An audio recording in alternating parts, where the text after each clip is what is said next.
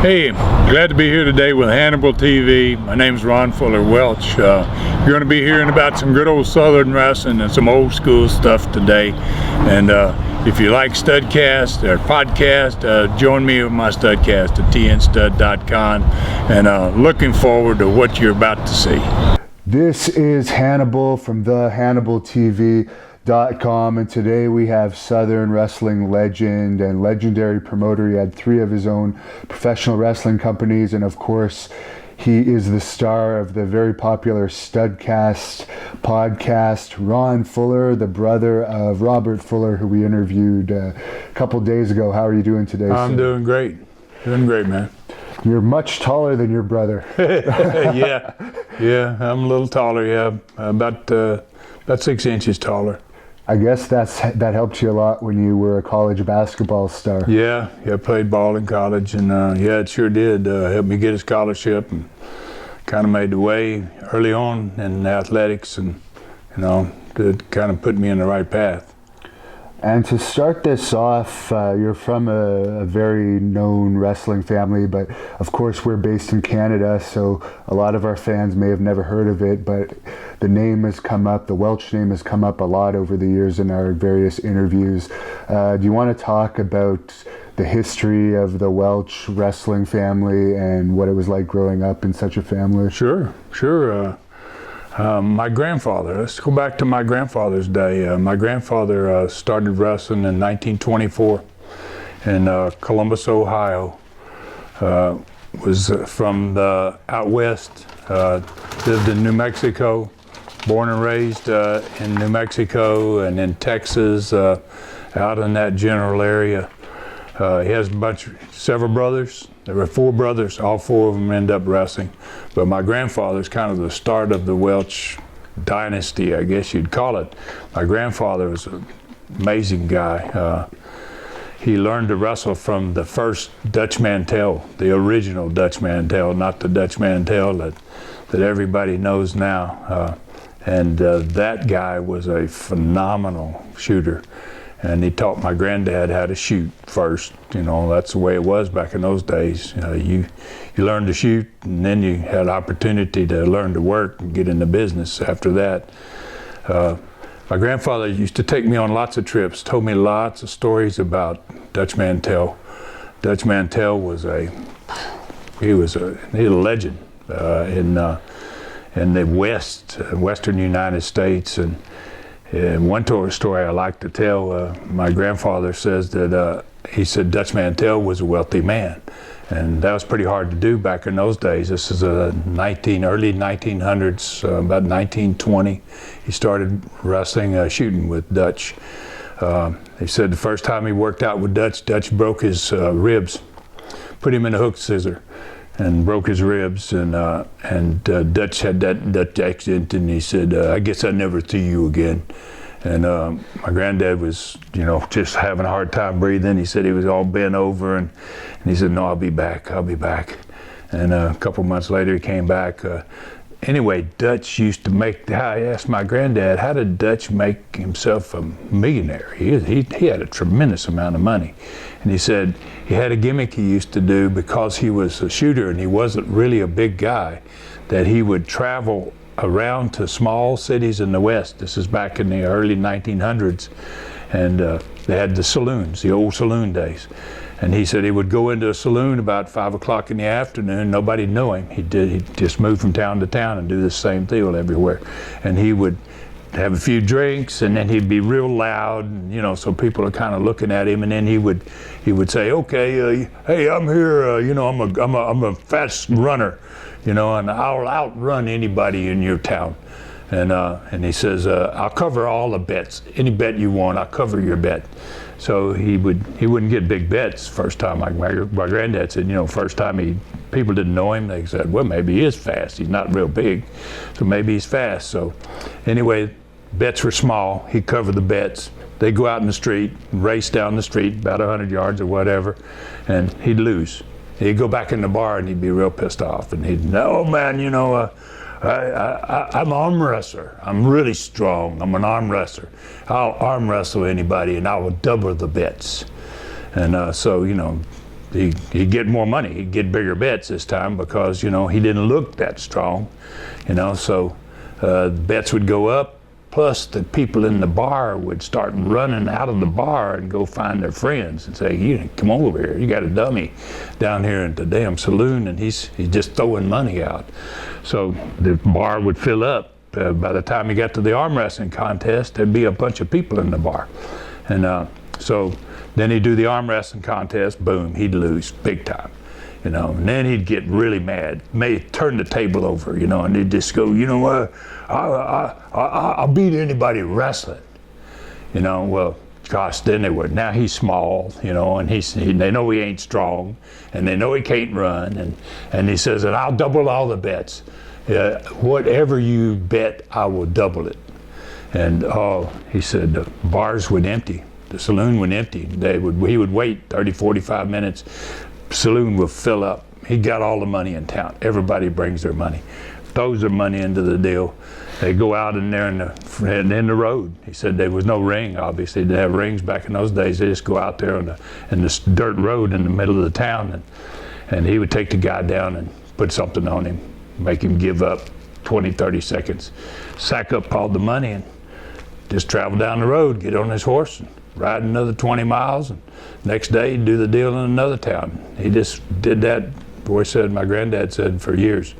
My granddad's name was Roy Welch, so he taught Roy how to shoot, and then he got him for his first job. He got him booked in Columbus, Ohio, one of the first territories in America. There were actually 2 territories in Ohio back in the early 20s. One was in Columbus and one was in Toledo. And my grandfather started in the Columbus territory. Made a name for himself, decided that he could be a promoter, wanted to do his own thing, and he traveled south to Tennessee and started creating his own business, his own territory. Obviously, it was tough, and he would find places where they were actually having matches, established matches, and he would go in the night of the match, and he would just find the dressing room. He would kick the door of the dressing room open. I asked him, "How did you build your territory?" And he tells me the story. He said, "I would go to the dressing room and kick the door open." He said, "I would step in there and tell him who I was." And he said, "I would look at all of them eye to eye," and he'd say, "I would tell them, you guys aren't wrestlers, and I don't want to ever see you be wrestler again. Don't call yourself a wrestler. You know, get your stuff on, and the night's over. There's not going to be any matches tonight. You're all finished. Put your shit in your bag and get out." And you know, and I would say, "Well, you know, what if somebody didn't want to do it?" You know, and he said, "Well," he said, "that was a bad deal for them." You know, he said, so he would go to the other dressing room, kick the door open. He shut them down, basically, find a promoter. And, you know, he said, "I would strong arm the promoter." He had a way of sticking his finger in the guy's throat, and he would just choke him down, basically, and, you know, told him, "Hey, you're not promoter anymore. If I ever see you run another wrestling match, I'm going to find you." And he just went from town to town in Tennessee. He went into Arkansas. He went into Missouri. He went into Alabama. He created the biggest territory ever in the country. Basically, at one time, he ran everything from the Gulf Coast of Alabama and Florida all the way north to northern part of Kentucky, almost into Ohio. 12 states. He ran 12 states by himself, and then my family, as my dad was born, and then he had a brother named Herb, who was really, really tough. Obviously, he taught them all to shoot, all of his brothers to shoot.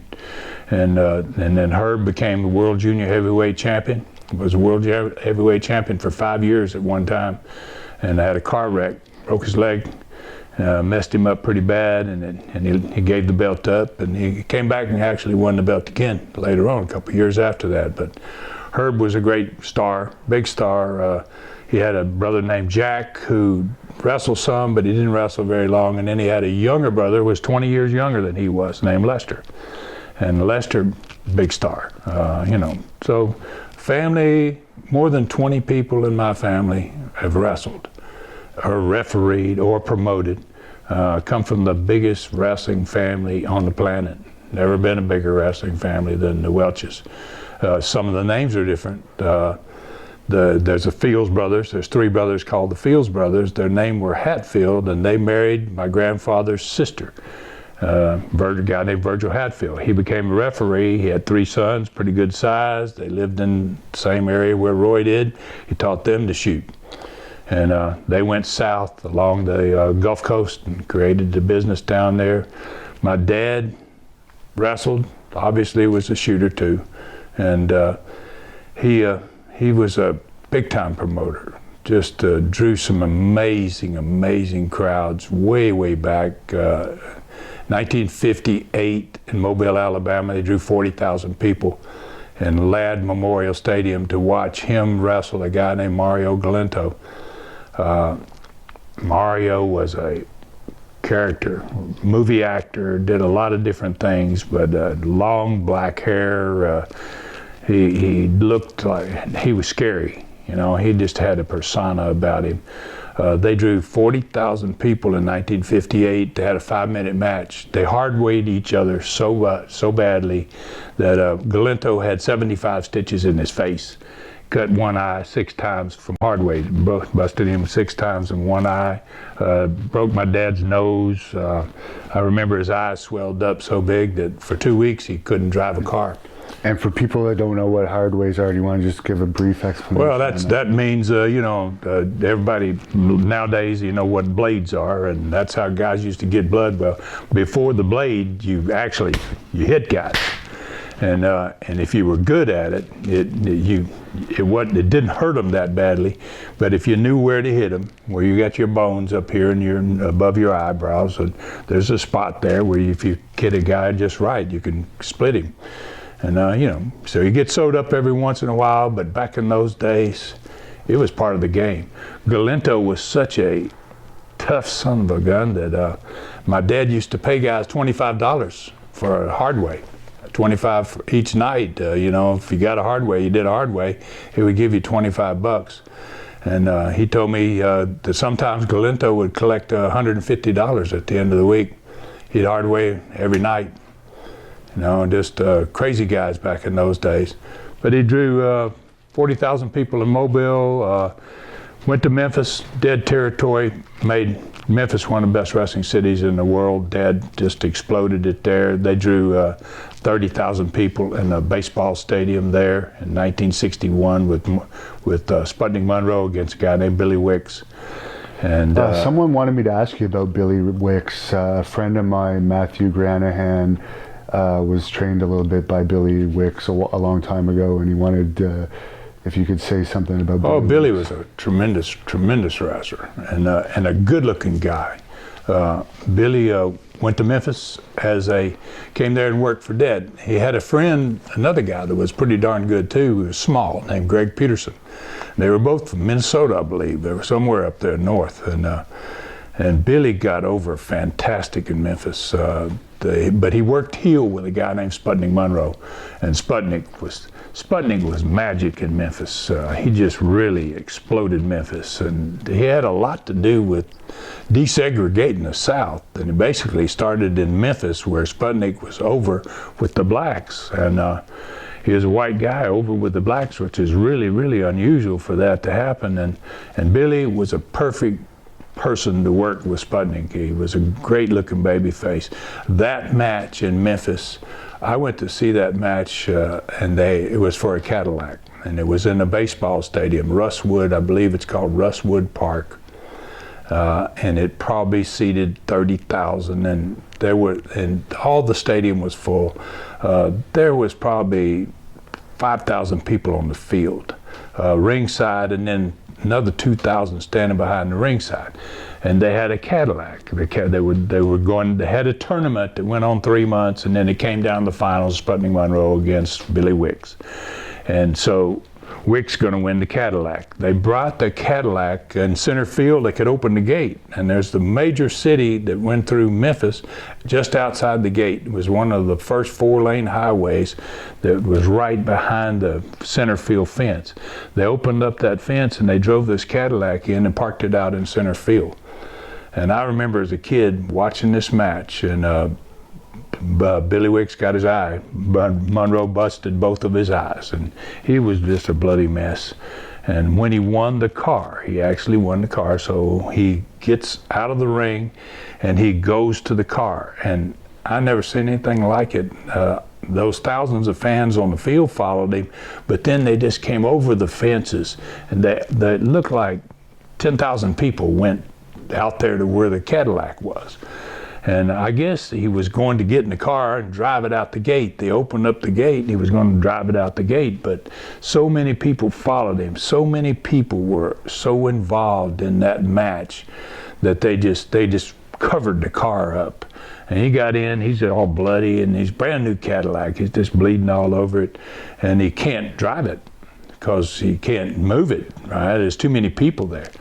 And they saw that he was wanting to get out and drive off in the car, and a phenomenal sight. The crowd picked up the Cadillac with him in it, and they carried that Cadillac out through the gate and set it down in the highway out there, and he drove off. It's like, wow. I mean, so my dad did that. He went to Arizona, did the same thing in Arizona, drew the biggest crowd ever drawn in Arizona wrestling. Went to Atlanta in 1964 when I was a sophomore in high school. And 2 years later, Atlanta drew the biggest crowd they ever drew in baseball stadium there, Ponce de Leon Baseball Park. And he wrestled Mario Galento, same guy he had wrestled almost 20 years earlier in Mobile, Alabama. He wrestles the same guy in the main event, and Rocky Marciano was the referee. They drew 32,000, I don't know exactly the number, but just, crowds that still are records, still record crowds in at least four different states. And then my brother and I got into it, and I started my own company at 26 years old. I started my first wrestling company, bought one town, turned it into a territory, got in the NWA, and then few years later, 5 years later, I bought a second territory along the Gulf Coast, and got my brother involved with me in that one. And I have a cousin named Jimmy Golden. He's a great worker. Took Jimmy with me, took Bob Armstrong with me, and made them partners with me. And we went down to Pensacola. We had a territory in Pensacola, Florida, one in Knoxville, one in Pensacola. And eventually, Knoxville, I sold it. Went to Pensacola. We did tremendous business down there. In 1985, we turned that into Continental Wrestling. We turned it into a different company, and did tremendous business there. And after we sold that one, I started a company called USA Wrestling in Knoxville, Tennessee, again for 6 months. And after I sold that one, 2 years later, I got in hockey. Right. So when you were a kid, your brother was telling us that you guys were kayfabed. He said it didn't really bother him, but did it bother you at all? Like when you would see your father all beat up after? Oh yeah. When you don't know what the deal is, obviously, and it's real blood. You know damn well that's real blood. I mean, you see him when he did that first hardware, as I was talking about with Mario Galento in Mobile. His eyes were black for 2 weeks, so swollen that he couldn't see at all. And I remember he went over one day to the mirror above the fireplace, and he opened his eye like that, tried to just open it up, and blood squirted out onto the mirror. He had so much blood after 2 weeks still in his eyes from being banged. His eyes were bruised and whatever, So yeah, that's hard. It's hard for you to deal with that. So even despite all that, did you always want to be a pro wrestler, or was basketball your first love? Well, not really. I always wanted to be a pro wrestler. I think, growing up, like I said, I used to travel a lot with my granddad when I was 8, 10, 12 years old. And my granddad was a nut. This was Roy. We're talking about the original guy, the guy that started us all in that profession. And he trained the first wrestling bear in history. He was just a wild person, and my brother and my cousin Jimmy are about the same age. I'm about a year older than both of them, and he would, when we were visiting him, Jimmy lived on the farm where he did, where Roy lived. He would get his gun out and he would shoot at him and chase him down the road, and then he would say, get in the car, we'll drive to Memphis. He would be going to wrestle in Memphis, and he would tell me stories all the way there. Driving 120 miles an hour down 2-lane road, down the middle of it. He'd get over when a car was coming, and he'd get back in the middle when it wasn't. He had a siren on a car, like a policeman does. He had a blue light that he could put up in his dash, and he had these badges from different governors of the states because he was very politically involved trying to maintain this huge territory. He would have these governors that he would contribute to, and they would give him these special badges. And I remember one time he got stopped, one of the only times I ever saw him get stopped, and he pulled a guy over. He had a guy in front of him, and the guy was driving really slow, and it was a curvy road, so he just turned his siren on and put the blue light up there, and the guy thought he was a cop and pulled over, and he went on by him, and there was a cop right up over the hill.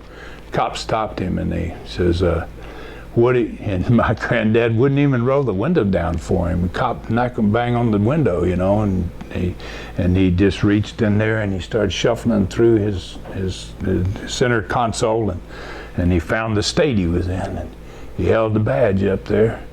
And the guy looked in the window of the cop, and he says, "What is that?" He goes, "The badge from the governor." You know, and he said, "Put the window down, let me have it." He would look at it, and he just said, "Okay, go on." You know, and so he was quite a character, man. He got, I'll tell you one about Rattlesnake, okay? This is the kind of guy he was. My brother, and I don't know if my brother told you this one. No, said he was going to let you tell the family stories. Okay, so he told me and Rob, and we were about high school, maybe freshman in high school, 14, 15 years old. He says, and we lived in Mississippi and he lived in Tennessee. And he said, "Do you guys have any rattlesnakes down there where you are?" And we go, "Yeah, man, there's all kinds of snakes there. We got rattlers there, you know." And he says, "I'll give you guys $20 for a live rattlesnake." So we catch him a rattler, and we put him in the bucket, and we're going to go visit Roy about a week later. We keep this rattlesnake in the bucket for a whole week, sitting on the carport, and anytime you went by it, you know, we kicked the bucket, and boy, he'd go crazy. So we go up to Tennessee to visit Roy. So he pulls the rattlesnake out of the trunk, and he's got the lid. We got a lid on the big 5-gallon bucket, and he just dumped the rattlesnake out on the ground. I never saw anybody catch a snake like that. I mean, snake hits on the ground, and he grabbed him just behind his head before he could even coil. And then he said, "Y'all want to see something?" I said, "Yeah." So we followed him out to a milk barn. He had a big dairy, and he had the rattler by the back of the head, and he had a needle and thread there. And he had already threaded the needle, and he sewed that rattlesnake's mouth shut so they couldn't bite you. And then when he finished sewing his mouth shut, we watched all that. I was like, "Gosh almighty, man." And that snake was, you can imagine, he was going nuts, you know. And then he took the snake and he threw him in his Cadillac. Just pitched him in the car, closed the door. And I said, "What are you going to do?" And he goes, "I'm riding." I got 3 guys going with me tonight. He goes, "I'm going to have some fun." So I'm like, "Whoa, you got a live rattlesnake in there?" And he goes, "Yeah. That's as good," you know. So I asked him next morning, I said, "What happened?" You know, and he said, "Boy, I got her up to about 120. And he goes, the old snake was quiet. He was under the front seat and just sat there. And he said, "I finally had to tell a joke." And he said, "I told a joke, and at the end of it," he said, "I started laughing, and I slapped that seat." And he said, "Boy, that he was underneath the front seat." He said he started cranking up, you know. And so I said, "Well, what did you do? Did you slow down?" He goes, "Hell no, I didn't slow down. I kept her 120. And I said, "What did they do?" And he said, "They started opening their doors." And he said, "They were about to take the leap, you know." And I was like, "Oh man, are you kidding?" You know, so they used to do crazy ribs back in those days, and he was a nut. We actually heard yesterday from Brian Blair that Andre the Giant was quite a ribber. Did you ever know Andre to be a ribber? Oh, I loved Andre. I mean, Andre and I had great experiences with Andre. Andre worked for me a whole lot in the 70s. I started my first wrestling company in 1974, Southeastern Wrestling in Knoxville.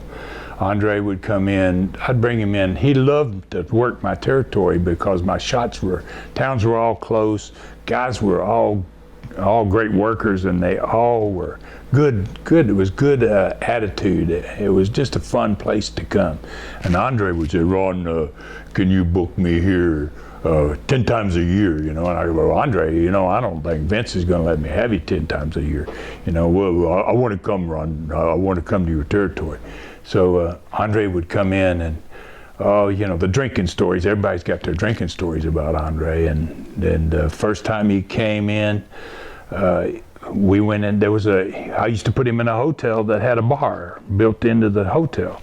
And he would go to that bar as soon as we got back, and he'd get back sometimes they'd be back by 11 o'clock at night because the shots were real close to Knoxville, and he would start drinking. And we drank 3 nights. Andre buys everybody's beer, buys everything, and gosh, he was drinking so many beers that the 3rd night we were in there partying with him, I told the waitress, I said, can we keep this table just for Andre's beers? We want to count Andre's beers. And they were selling them in cans at that time. And Andre drank, that night Andre drank 125 beers and wasn't drunk, And a guy that we didn't know came to the table, kind of sat around, because there was a whole bunch of us at one table, and they had the empty table that we were putting the beers on. And the guy just kind of joined the party, and I guess Andre thought he was with us. I thought he was with somebody else. And then the guy gets up and he gets ready to leave, and Andre goes, hey, you pay for your beer? And the guy says, no, you're buying beer for everybody. And he goes, but I don't know you, And so the guy says, well, he's going to give him a little lip about it. And Andre stood up, and Andre hadn't stood up. So the guy had no idea he was that big. And then when he stood up, the guy looked up at him, and Andre just got right over top of him, and he says, you buy your beer. And he goes, yeah, I'll buy the beer. And Andre just reached over his shoulder and took his wallet out of his pants and opened it up, took all of his money, and didn't count it or anything, closed it back, stuck the wallet back in his pants, and he says, you go now. And the guy he just blew out of there. He couldn't get out of there fast enough. I'll give you another one, Andre. This is a good one. Andre used to drive with me. He'd travel with me in a van. I had the conversion van, and he liked to sit in the back seat, had the captain's chairs, so he liked to sit in the 2nd row, basically, by the door. And so one time I pick him up in Birmingham, and I have a meeting with the auditorium people. I take him in there, and I don't take him in. I pull up front, and it's about 5 o'clock in the afternoon. It's right downtown. The people are walking down the sidewalk, and Andre's in the van. And I say, Andre, I'm going to be in here for probably 30 minutes. And he says, okay, Ron. He says, put on that Richard Pryor tape. Richard Pryor with a nasty language. And I said, well, Andre, we're right here by a bunch of people. He said, no, Ron, put on the Richard Pryor tape. So I put it on, and then he opens the side door, and he's sitting in there, and people are starting to walk by, and they look in there, and they see him. He had the big hair back in those days. And he says, turn it up, Ron. I was about to go in. He goes, turn it up. And I go, oh, okay. And I turned it up a little bit, and no, Ron, turned it up. So, oh boy, so I crank it up. You can hear Richard Pryor and his nasty mouth for blocks down the road. I come out 30 minutes later, and he's just bombarded. There must be 1,000 people around the van. They stopped in traffic. And we go home that night. He wants to drink liquor. He says, Ron, I want some vodka. And I said, Andre, this is Birmingham, Alabama. We're not going to get any vodka here at 11 o'clock at night. So I end up stopping at a place, and so he buys wine. He buys 5-gallon jugs of Mogan David wine and brings them in a box, big old box like this, carries them out, puts them in the van. And we drive 250 miles south to Pensacola. Takes us 4 hours. He drinks every bit of that wine. He drinks 5 gallons of wine in a 4-hour trip. And we get on a bridge in Pensacola that goes across to the island out there. It's 3 miles long, and on the middle of the bridge he goes, "Hey Ron, I gotta piss." And I go, "Andre, we're on the bridge here. We'll be off in just a minute." "No, I gotta piss now, Ron." So I go, "Okay." So I pull over, and he goes up to the concrete embankment, and it's a little bit too high for him to pee over. So he stands up on it, he crawls up on it and stands on it. Now this is a 4-lane bridge, 2 lanes this way, 2 lanes over there. And I just pull over, put my flashers on, and cars are passing. And there was Arn Anderson, a couple of other guys in the van with me that night. And we were laughing, we were going, can you imagine what these people are saying? It's 3 o'clock in the morning, and there's a guy that huge pissing off the bridge, right? And so we got a big laugh out of that, but I had some tremendous times with Andre. How was your own training to get into the business? Was your dad any easier on you than some of the other guys, or did you get it just as bad? Well, he started us really early. When you're a wrestler's son back in the 50s, it was hard because everybody goes, once they find out who you are and that you're related to a wrestler, then they give you a tough time. Yeah. And he taught us how to, early on, guys would want to wrestle you because he's a wrestler, and 8 years old, 8, 9 years old, you don't know much about wrestling. And I would tell him, "Dad, I'm having this problem in school." "Well, what do they do to you?" I said, "Well, they get a headlock on me." And he says, "Okay." Well, he goes, "I'll show you what to do." So I would get a headlock on him, and he didn't actually do it to me, but he gave me the idea, and he crotched me underneath the leg and stood me up and went straight back, Didn't drop me on my head, but I got the idea. Next day I go to school and I get into it, the guy gets the headlock and I drop him on his head, and obviously I go to the principal and I get in trouble. And then he teaches me another one. "He front face lock you?" I said, "Yeah, they front face lock me." And he said, "Well, just reach around, get that head, reach that leg there, boom." Just like a DDT, right? A little DDT, boom, head first.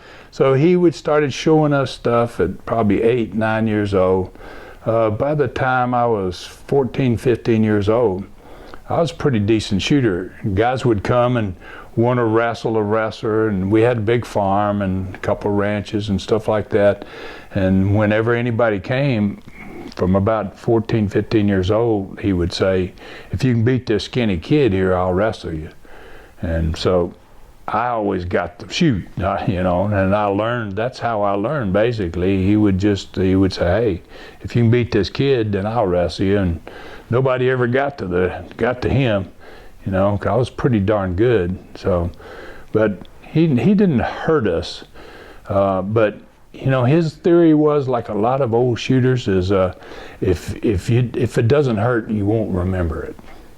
And that's basically was his training was all about. And when it was older guys, then he would hurt some of those guys. I mean, he wanted to hear them scream a little bit, and that was because that did make an impression on you. You didn't forget how to get that hold, and you knew what was going to happen when you got in it too. So, but he was pretty decent to us for that matter. But he taught us quite a bit of wrestling and quite a bit of shooting from the age of about 8 to 16, 17 years old. Had a ring in the backyard once we got to high school. We would work out anytime we wanted to. He even brought in an old timer named Charlie Carr, who was a great old shooter that had taught him to shoot. Worked with my grandfather back in my grandfather's day. And he lived on our farm with us, worked every day, and then at night we'd turn on the lights and go out in the ring. And Charlie would be the guy. Dad wouldn't spend much time with us at that point. He was on the road and wrestling, but Charlie would stay there with us as long as we wanted to, show us whatever we wanted to. Great old shooter, good guy. So not many people messed with you in high school then, I guess? No, I never really had much trouble. And I'm pretty tall, about Yeah. 6'9", so I mean, that kind of makes people hesitate to screw with you when they look up at you. Then they're already at a little disadvantage. They start questioning whether, they really want to do anything. I never really had a lot of problems with people, luckily. And bars, I never even had problems in bars.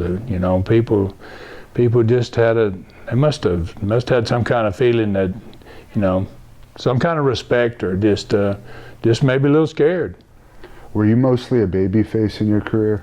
I was a baby face for the first 4 years. When I started my first territory, I started as a heel. It was because I didn't have a lot of great talent there, and I had some pretty decent baby faces, but I needed heels. And heels are what heat comes from, and that's where your money comes from. So I realized that if I stayed a baby face and I had no quality heels, I probably wasn't going to be able to build my business. So I started heeling in 1974, and I heeled for 2 years, turned baby face, went to second company I owned, went in as a heel, turned baby face, turned back heel, back and forth from then on the rest of my career. And when you wanted to open up your own territory, what made you want to do that? I guess you had enough money saved up from wrestling by that time. Well, when I bought my first territory, I didn't have enough money to pay the down payment. Okay. But I went on a vacation. I was wrestling in Florida. I went on a vacation and took my wife and 2 little boys, and we went to Knoxville, Tennessee, into the Smoky Mountains. And I really loved that part of the country. And before we left town, the night before, we checked into a hotel, and it was a Saturday, turned on the TV, and wrestling was on. I watched it. It was horrible. One of the worst wrestling programs I ever saw.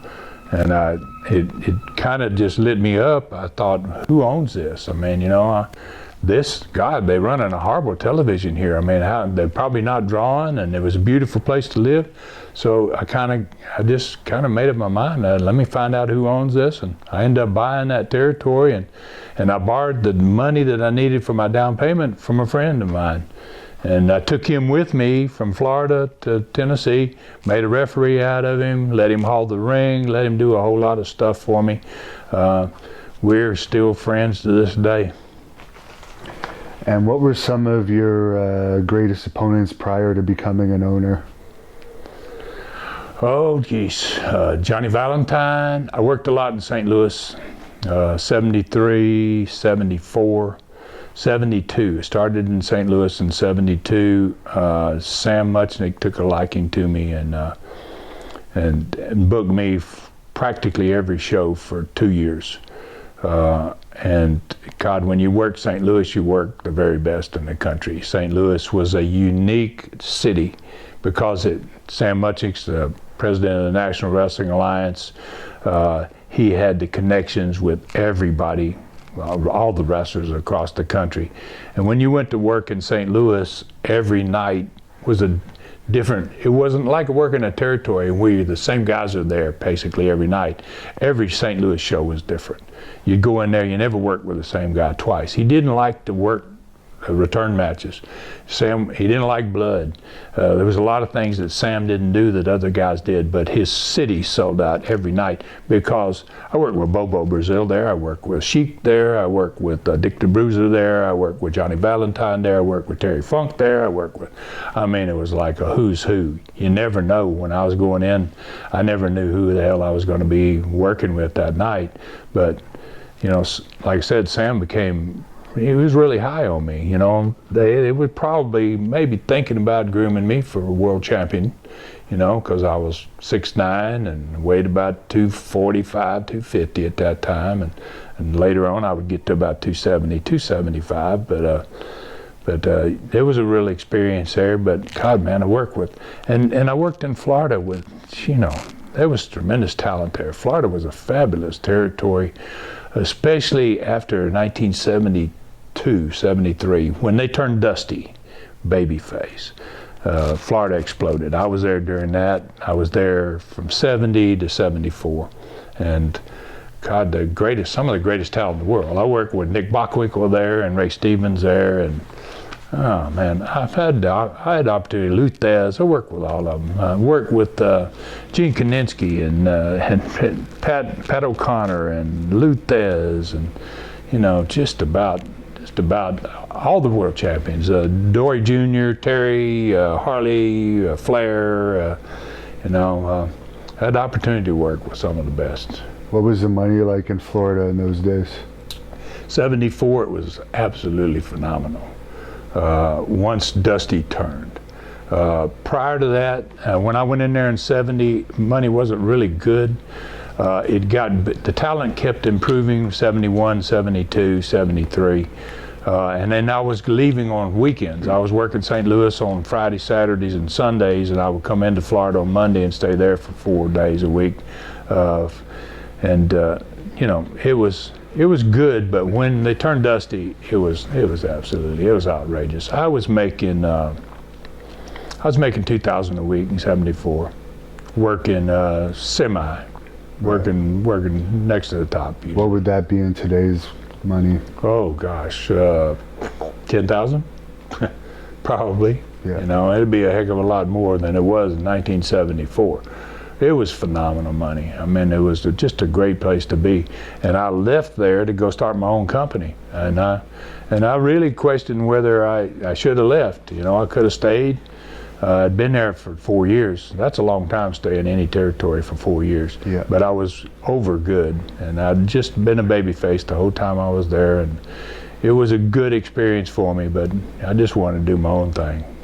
Any memories about wrestling the Sheik? Crazy, you know. I mean, as usual, probably didn't get to the ring. You know, I mean, he'd attack you on the way to the ring or whatever. Had some experience with the Sheik. My dad and I were going to buy Ohio from the Sheik, and we had a deal with him to buy Ohio for $100,000. I took $65,000 in cash and went to Detroit and worked for Sheik and Cobo, and left him 65 grand in cash that night. We didn't actually end up going into Ohio. My dad went in there 2 years later with Jerry Jarrett out of Memphis. But Sheik was, working with Sheik was. What happened to the 65 grand? I never got it. I never got it back. I mean, you know, my dad was going to pay the other 35. Somehow he didn't pay the other 35. I guess Sheik knew that we didn't want to go in there, or we never really pursued it. We went to one television station in Cincinnati. They didn't take our tape because Sheik had been there for a long time, and Sheik's wrestling was not what was, well, compared to Florida wrestling, it was so different. I mean, you know, wrestling in Florida was based on wrestling. Jack Briscoe. It's a Jack Briscoe type territory, and the Sheik there's no comparison between what the Sheik does and what Jack Briscoe does in the ring.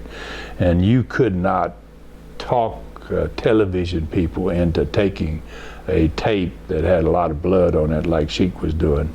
He was lucky to be on some of those stations. Yeah, he's a character to work with.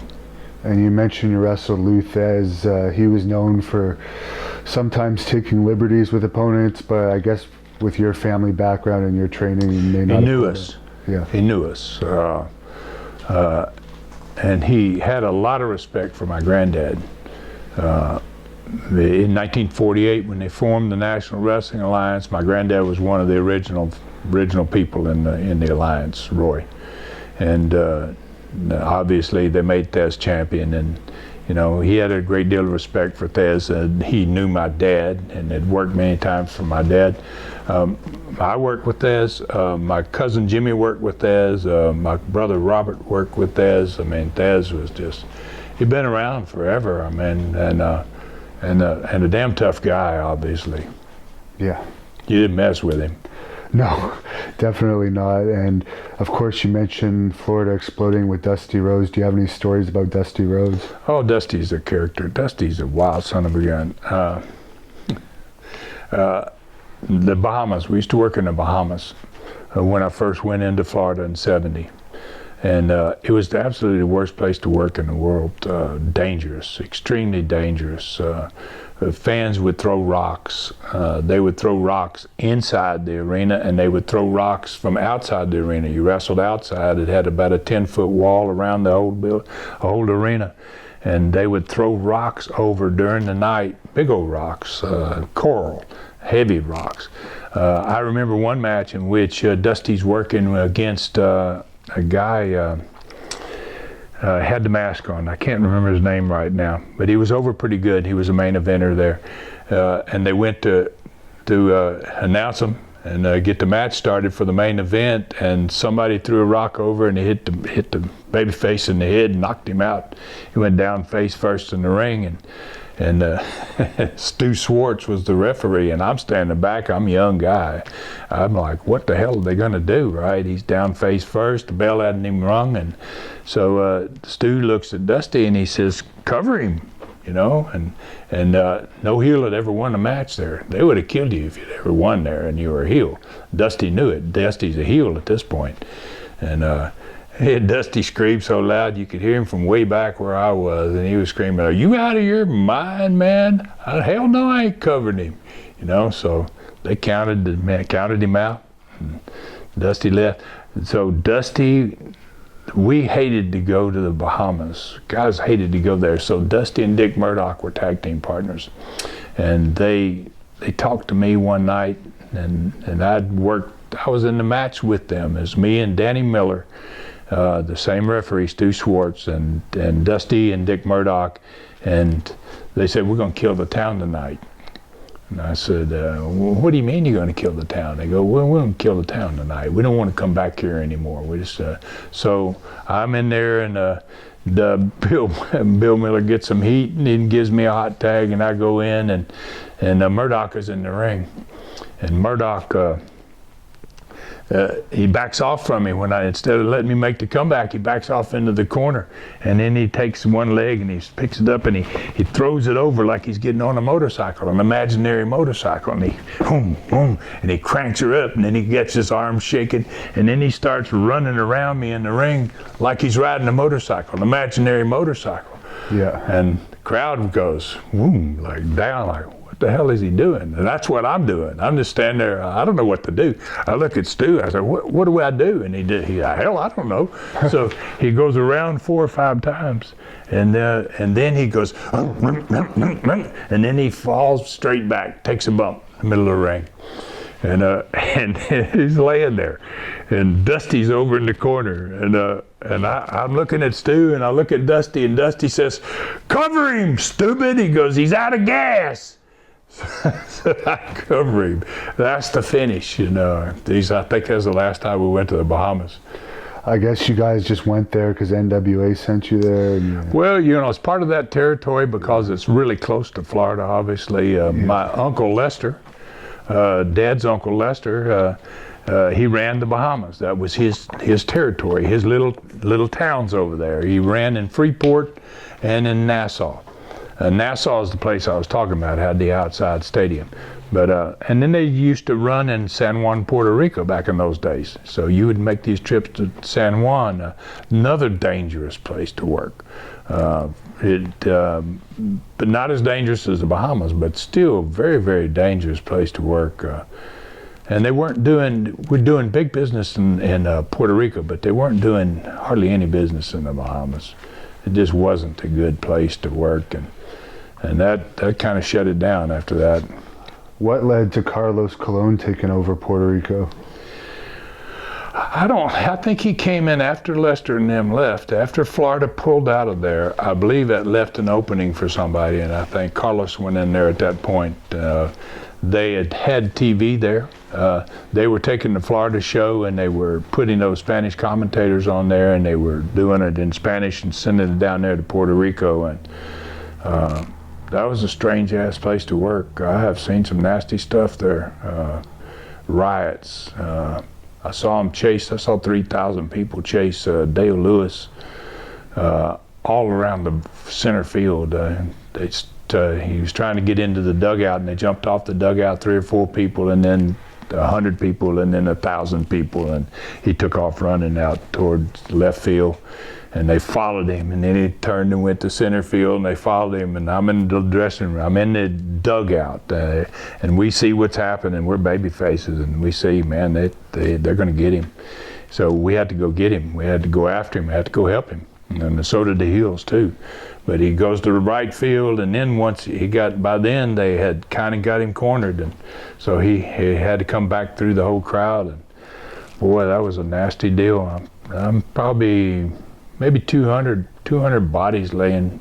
We knocked out guys, and when it was all over, you looked and half the field was covered with bodies. It was like, whoa, man, terrible. Crazy. Are you surprised about the murder that happened there and that there was never any justice? Oh, yeah. And I love Brody.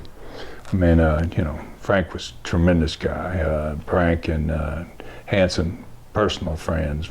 Spent time in Japan with them, and, I just really loved those guys. It was a horrible deal. And why do you think they actually killed him? Because obviously they were both baby faces at that time. I think it must some personal. It had to be something personally that happened, and I never got to talk to anybody that really knew the inside of that. But it was a horrible damn way to die, and they could have saved him. I mean, obviously I don't even understand how that could have happened. I think if somebody that cared for Frank had been there, they wouldn't have let that happen. They would have got him out of there. They would have got him some help. I don't understand them leaving him there for that long. Yeah, as an office guy, like, if you were Carlos Colon in that position, you probably wouldn't have let the guy rot on the floor for 45 minutes before he went to the hospital. Oh God, no. I mean, you're just letting him die. Yeah. You just basically let him die, That's just unheard of. And Terry Funk, I know you have to have some Terry Funk stories. Oh, Terry's just a great guy. I mean, Terry and I've probably worked with Terry 50 times. Worked with him a lot in St. Louis, and I remember he used to do interviews for me. When I had Southeastern Wrestling, I would bring him in. And I always loved his interviews. He never did an interview just, with the background and nothing happening. He always wanted to do something on his ranch. And I remember one of the first times I ever wrestled him in Knoxville, and he rode his horse out to a big oak tree. It was a ways away, and the cameraman shot him, and he ran like crazy to the horse out to where the tree was, and he took his lariat and threw it over a big limb up there, and he had a noose in it. And he got off his horse, and he said, Ron Fuller, he goes, I'm coming to Tennessee, and out here what we do to guys like you is we stick your head in this noose. And he went on and on about how he's going to hang me, basically. Terry was always a great character. Worked with him a lot in Japan too, Terry and Junior. It was there in '83 against Brody and Hansen and Terry and Junior, and a tag team, one of those tag team deals. I went on that tag team tour that took 4 weeks, I think it was. It's December every year. Okay. Annual deal they do. Yeah, I don't really follow it, but I know they do that tag team tournament. Yeah, my partner was Barry Windham. Barry was young. Yeah. Barry was real young and a hell of a worker, man. We just interviewed him, and let's just say he's not quite as good a storyteller as you. Well, he's quiet. I got one for you. I got to tell you this one about. This is great. First night, we go from Tokyo to Osaka on the bullet train, and we're working against Brody and Hansen the very first night on television, and so Barry and I go to the ring at first, and they come out of the dressing room, and it's a big old building, and they're in the back there, and the crowd just rushes back there to where the dressing room is, and I'm like, I've never seen that before. And when they came out, Stan came first, and he had his rope, and he's just kind of swirling it around like this, and then Brody came out. He had a chain, had a big long chain, And he was swinging that chain, and they would back off just far enough that they were out of the way of the chain, and then he would lower it. He'd get it up here about the head height, and then he'd drop it down when he got close to them, and it would just start taking out their feet. Little Japs, they were all trying to just touch him. They were trying to get close enough to touch him. It was like a game was being played. And then they came down the aisle, and then they got to the ringside, and they, instead of coming on down the aisle and getting in the ring, they went over to the middle of the ringside section, and they went right through the ringside. And they threw all the chairs. By the time they got in the ring, it was probably 5 minutes from the time they walked out of the dressing room. It was like pandemonium. And me and Barry are standing there watching, and we go, what in the hell, man? Look at this. And then obviously we had one of those stiff matches like you had in Japan with those guys. And they were going to do a job for them. It's the first night. They've been there for a long time. And anyway, we get in the cab, and we're going back to the hotel after the match. And we don't take a shower or anything, and it's over. And I mean, they just, it was a stiff match. And we get in the cab, and I'm sitting in the front, and Barry's in the back. And I say, Barry, what'd you think? His first night. He's huffing and puffing. He goes, Ron, he goes, my daddy never beat me like that. I'll never forget. I was like, oh, damn, that's great. And Harley Race is known as one of the toughest wrestlers ever. Do you have any stories about him? Harley, I love Harley, yes. Me and Harley had some phenomenal matches, especially in Knoxville. We set all-time record in the building for a sports event. 2 times, the 2 biggest events ever in the arena were wrestling. It was me and Harley for a world title. One was in 1977, one was in 1978. Harley was just, God, he was so good to work with. I really loved to work with him, and we do a lot of hours. I've done a lot of hours with Harley. But we worked a Texas death match. Wanted to change it up, and I said, we can't just keep having the world title matches. Let's have a Texas death match. So I said, what are we going to do for a finish? We're sitting and talking, and what are we going to do for a finish? And he says, I will throw you out onto the table, the announcer's table. And he says, I'll get out there and I'm going to slam you on the table. He said, then I'm going to go up on the top rope. And he says, and I'm going to come off with my headbutt with you out there on the table. And he said, just roll off, right? And so that was the actual finish. I mean, we did a long damn match, a great match, both of us bleeding, the whole deal. And so he throws me out on the table, and he slams me on the table. He goes up on the top, and here he comes, and I just roll off, and he goes head first through that table, and his legs were sticking out. The table just collapsed like that, and his legs were sticking out, and they were kicking like this. But it was the most awesome bump I'd ever seen, and that building just exploded. It was like, God, there was no doubt that was the end of the Texas death match. I mean, yeah, Harley was great. He used to make good money for me. I'd like to take care of Harley because he was so good. I remember one night he had a $2,000 payoff, 76. Paid him in cash, $100 bills. And he put his hand out, and I started counting them, and I got up there about 1,500, and he was like, boy, you could just tell, he was like almost a grin was coming to his face. And when he got to the last bill, he says, Ron, he goes, I'll work for you any time you want me to. He says, call Sam and tell him I want to work Knoxville as much as I can. Had a real good relationship, Harley. Great guy. Really love him. And a fan wanted me to ask you, who's tougher, him or Dick Slater? Oh.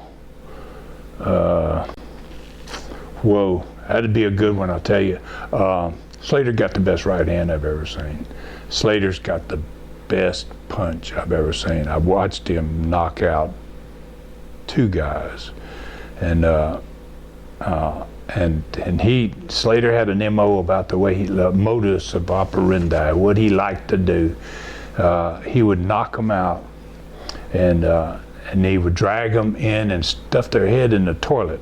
He wanted to put their head in the toilet, and he would flush the commode after. I guess he did that with Sting, from what I heard, right? Yeah, well, I didn't see the Sting, but I watched him do it to 2 other guys. I don't even want to tell who they were, but he knocked them out, and then he grabbed them by the hair, and he drug them in and put their head in the toilet and flushed the toilet. I don't know. Dick was a funny guy, and a great friend of mine. Worked for me when I had the war in Knoxville. Guys tried to take my territory. I will ask you about that next, actually. Yeah, and stayed with me for the entire war. God, what a hell of a guy. And I mean, just, it was a terrible experience because of the way they were handling business. It was horrible. Right. They weren't trying to take the territory. They were trying to kill the business, and that just didn't make any sense. Yeah, that was one of the recurring questions that I had when I said that I was going to interview you from our viewers. They wanted to know if they could get a detailed version of that. Well, I've done it on a Super Studcast. Okay. I did that on Super Studcast number 13. I did the 1979 Wrestling War. It's the first time I ever told my side of it. I never talked about it. That's the first time I ever have talked about it. And I just recently did that broadcast. It's the biggest one I've ever done. I mean, fans have been asking like that for years. I mean, what is your side? Everybody else told their side of it. But it was my first opportunity to tell my side of it. And well, maybe the 5 to 10 minute version of it, and if fans want to get the long, detailed version, I believe that's on iTunes, right? If they search Super Stud. Yeah, well, you can go to tnstud.com, Patreon. It's almost a 4-hour deal, and it's $2.99. I do one a month of those Super Studcasts, and I've done one on Terry. I've done one on Stan Hansen, some guys we're talking about. Did one just recently on David Schultz. Who we also interviewed, so I'll ask you briefly about him after, Yeah, so the Knoxville War was a horrible deal because just the way it was done. I mean, I'm very familiar with the wrestling war in Atlanta. My dad owned that territory, part of that territory with Ray Gunkel when I was growing up as a kid in high school. And I saw all that develop. I actually went in there and worked for the NWA organization quite a bit during that time frame.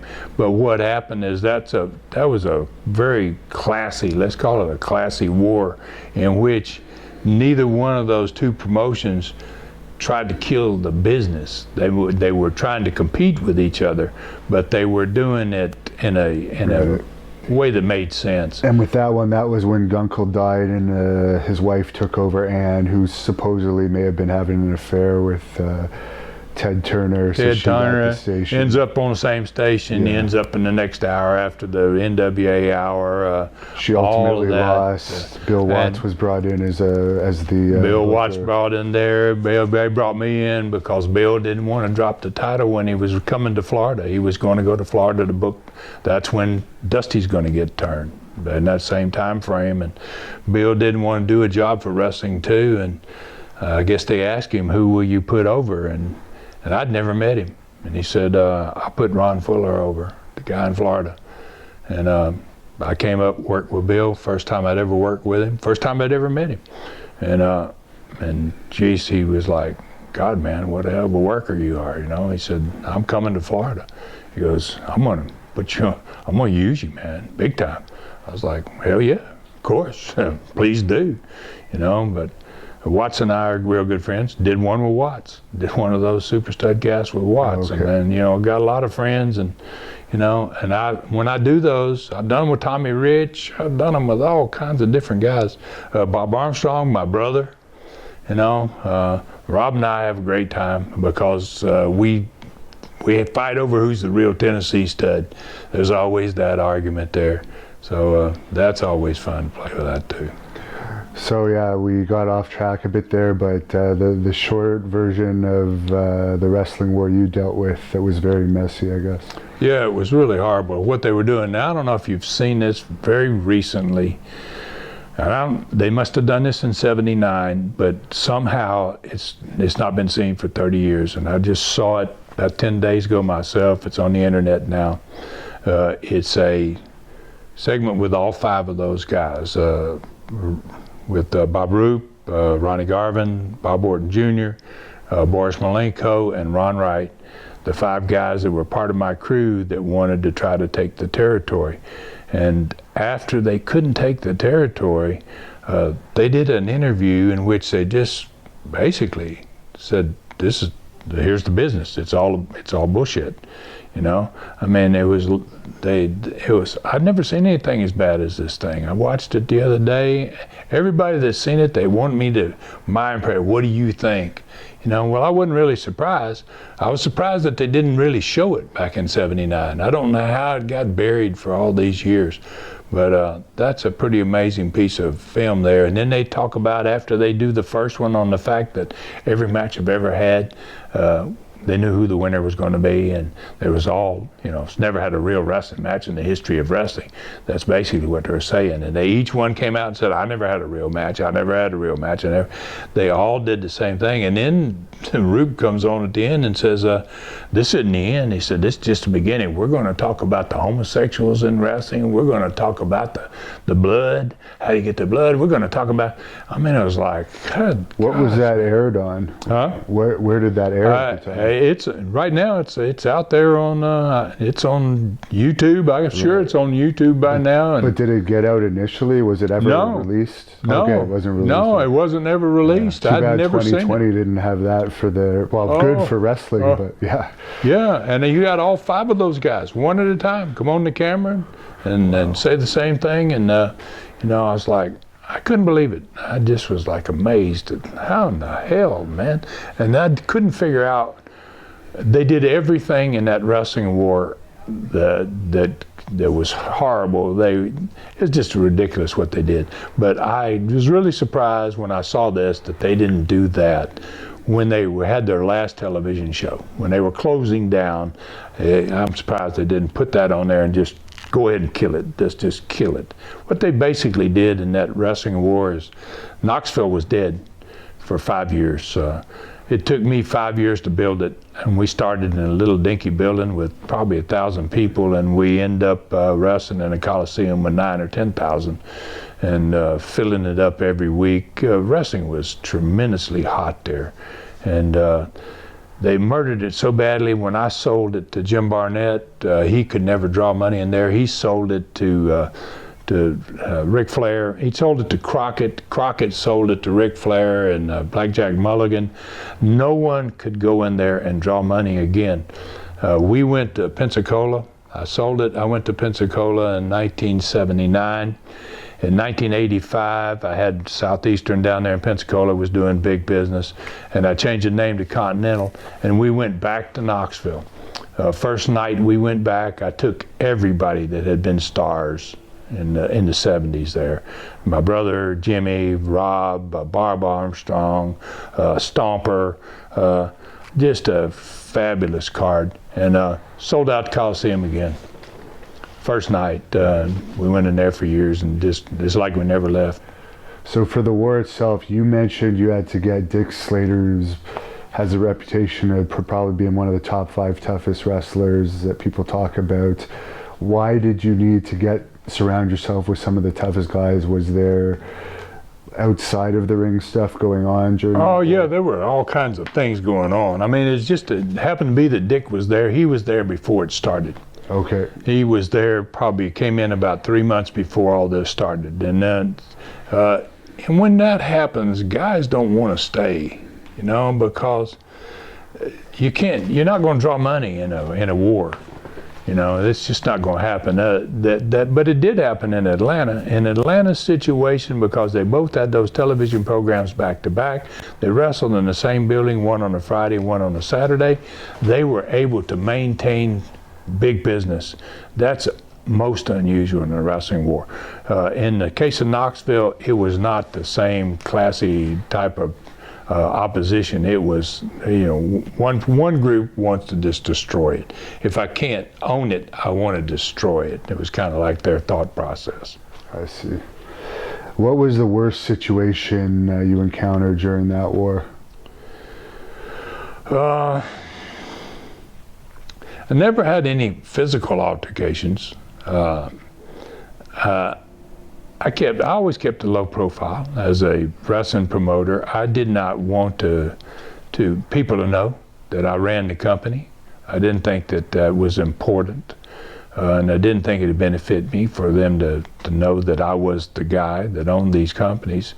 So, I wasn't hanging out, but I had wrestlers wrestling for me, and they were hanging out the same clubs with the wrestlers wrestling for the other company. And the other company, there were nights when I heard of things that they were getting close to having problems with each other. That never happened in the Georgia War either. And you talk about bringing the territory up from practically no crowd to sellouts. What were some of your keys to success for doing that?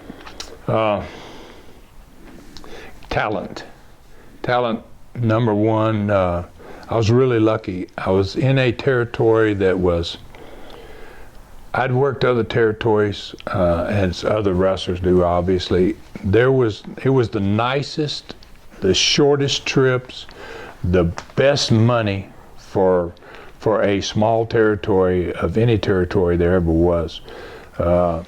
And guys would be leaving, they'd leave home at 6 o'clock. They'd travel 50 miles. They'd make $200 working a small town and be back home by 11 o'clock at night. On a Friday night in Knoxville, they'd make, top guys would make $1,000.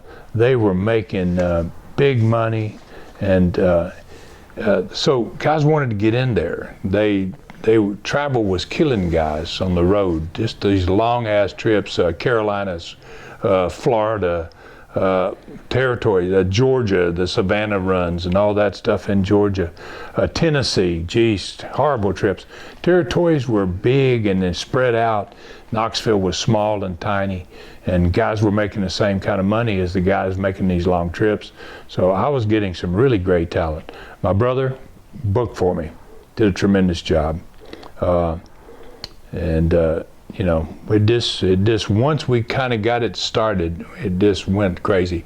We worked some angles though that were really truly phenomenal stuff. Joe LeDuc and Mongolian Stomper came to us and said, we want to break concrete blocks on each of our heads. We want to break them with a sledgehammer. And we were like, me and Rob both was like, oh God, what are you talking about, man? You're gonna get killed. No, we can do it. And Joe ended up going to hospital. They damn near did break Joe's neck. He really had a big problem with it. It really hurt him. So, but those type of angles were just, it was so real because it was real, and we did it we had a great wrestling program. We took an angle like that. We shot the Stomper doing his. He sits down on the mat in the middle of the ring. They put the concrete block on his head. Gorgeous George Jr. is his manager. He takes the sledgehammer and he breaks the block on Stomper's head. 2 weeks later, Joe's going to do it. When Joe does it, we put a slow motion camera on the apron, and we shot that in slow motion. We didn't show it back that week in slow motion, but Joe's block was big. It was not a regular size concrete block. It was a cornerstone concrete block. And George was, of course, Junior was supposed to do it. Stomper and Junior's in the ring. Joe sits down. He puts the big block on his head, and then Stomper grabs the sledgehammer from George, and Stomper hits him with it. And it looked unbelievable. So you had the angles, and you had guys committed to drawing money. You were doing that type of thing. It's hard for you not to do big business. For this Stomper, I was trained in the Calgary territory, and they were always telling me he drew well, but he was a pain in the ass to deal with sometimes. Did you have that issue? You know, it's really funny.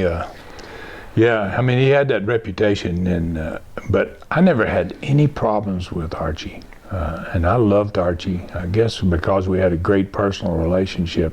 Must have worked with him 100 times, well, maybe 300 times. God, who knows?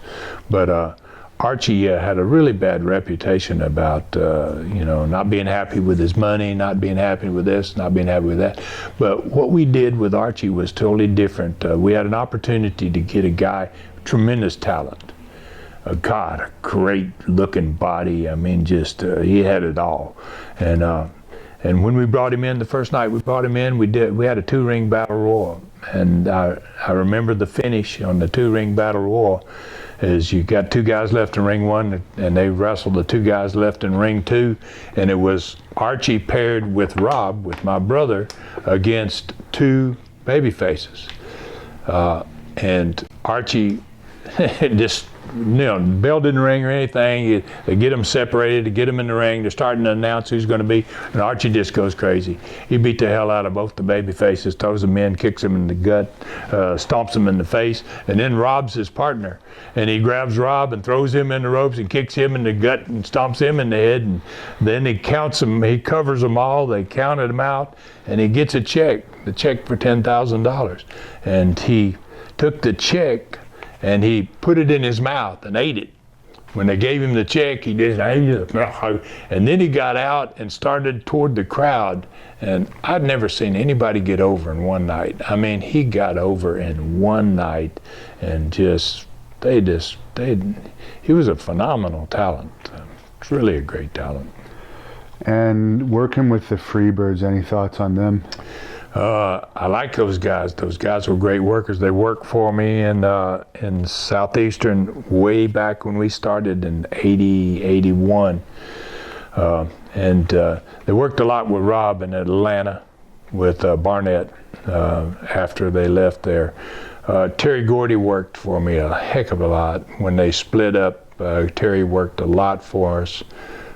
Michael Hayes, I worked with Michael Hayes in Mobile, Alabama. I tore out my knee in the match with Michael Hayes in Mobile. Good workers, great interviewers, crazy boys. Yeah. Crazy boys. Have a good time, just wild. And Hulk Hogan started with you guys in Pensacola. Any memories of that? First time I ever saw Hulk, I had 2 territories going. I had a Knoxville territory and down south. I was already started in Pensacola. I put Louis Thesz down there as booker for me. Louis calls me up and he says, Ron, I got this guy out of Tampa. He's big, Ron. He's your height. He's big, 300, you know, maybe more than 300 pounds. He says, can you come down here and put him over? He says, he's not a very good worker. He doesn't really know what to do. He says, just having a match with you will help him a lot in figuring things out. And besides that, you get him over and then we can draw money down here with him. And so I flew from Knoxville down there, and I went to the ring first. I was babyface. And I went out to the ring and I saw him coming from the dressing room, and I was like, and he didn't look like Hulk. He had black hair. He had his chest shaved in a triangular shape. He had black hair all over part of his body, and then he shaved the sides. I mean, I'd never seen anybody shave himself like that, and that big, immense size and everything. We had a pretty decent match, but he was very, very green. Worked with him in Knoxville right before he went to New York. Terry was a good guy, and we drew some big money with him down there, especially the Andre angle. That's where the first time Boulder and Andre got together, Terry and Andre got together, was down there. Now, Hogan mentioned in his book that Andre didn't like him at first. Is that your recollection too? I don't know. Now, see, I was not around because I was in Knoxville at that point. Louis was handling business down there. The reason that whole thing really worked so well, I believe, is because Louis is Montreal. Andre been in Montreal. I mean, they speak the same language. Louis and Andre had a great relationship. And then Hogan is such a big guy. He just was a good fit for Andre. He was somebody that people could go, well, maybe that guy could do something with the Giant. Yeah. So it just worked for that reason. And were you around for this story of when the Rockers had their brief run with you guys and they were fired quickly? My brother was running business at that point. I didn't, what Rob and I used to do is, for all the 70s, we worked full-time together. Once we had 2 territories, Knoxville and Pensacola, I left him there to keep booking in Knoxville. I went to Pensacola and started booking with Bob Armstrong, booking in the Pensacola end. And then when we closed Knoxville, sold it, and came down there, I started booking every other year. And we would, so Rob's year was when the 2 boys, Janetti and Michaels, came in. And I was not booking. And what happened is I would take off a year at a time. So would Bob Armstrong. What we did is we got a long run out of a territory with the same talent because we didn't stay there all the time.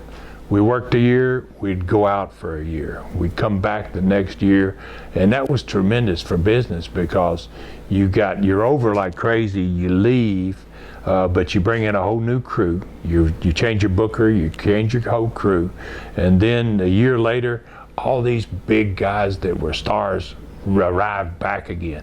And when you change out one crew to another, your good talent then puts your new guys that are coming back in over.